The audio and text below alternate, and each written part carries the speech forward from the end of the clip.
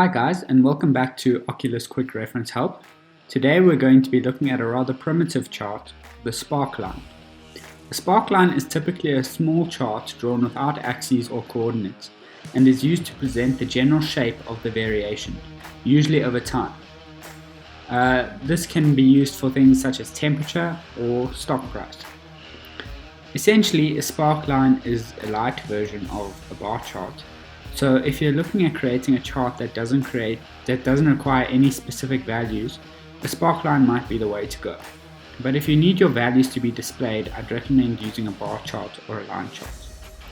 So let's dive into an example with some coronavirus data.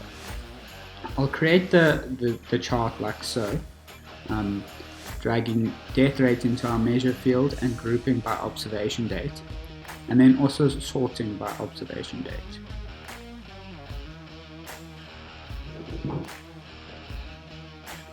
And then selecting Sparkline as our visualization. So as you can see, it's quite cluttered because we're using the bar chart version of a sparkline.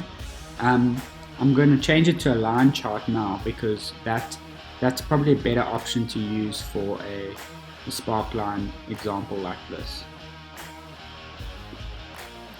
And as you can see, this looks a lot cleaner and a lot more readable than the bar chart version. So I'm going to take you through some of the settings. Obviously we just went through chart type now, which just changes the type of chart that's displayed. Your min and max value, these are not too necessary, but if you want a cutoff value for your chart, then you're going to use these values. For example, if your data goes up to 1000 and you want it to cut out at 900, then you're going to put 900 in your max value. Or if your data goes down to -50 and you want it to cut out at 0, you'll put 0 in your minimum value. Your show min and max, this is for when your sparkline is set to a bar chart type. This will highlight your maximum value and your minimum value in the colors that you choose. And then again, obviously you have your colors which you can set here, and then these you're not really going to want to change those. Those are your columns in your database that are used to create your sparkline.